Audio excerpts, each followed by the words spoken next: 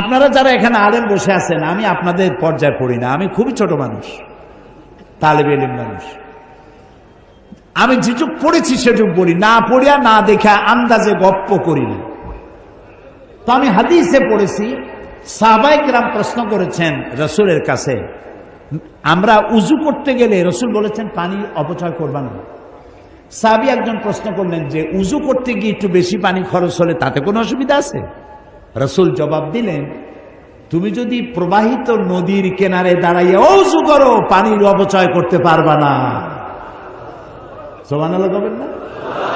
এখন আপনি কত পানি খরচ করেন দেখেন তো। টেপ একটা সাইয়া দিয়া জনমের মতো, একটা চায়ের কাপ ধুইতে গিয়ে একটা কলস ধোয়ার পানি খরচ করতেছে। বগুড়া কি গ্যাস আছে? আছে। একটা মেসের কাঠি খরচ হবে সারা দিন, গ্যাসের চুলা জ্বলতে থাকে।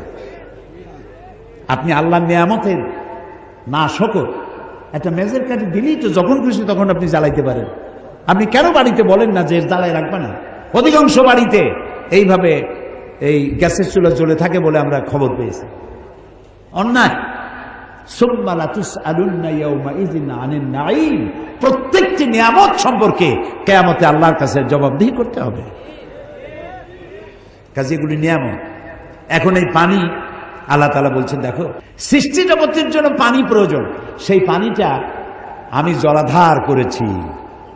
এই নদীগুলো কে কাটছে? আছে না বগুড়ায় নদী আছে না? নাম কি? করতোয়া নদী। আর নাই করতোয়া, এখন তো দৈনিক পত্রিকা, নদী গেছে পত্রিকা হয়ে। বাঙালি যমুনা, ও যমুনা আছে। আচ্ছা, এই নদীগুলো কে বানাইছে? কোন সরকার?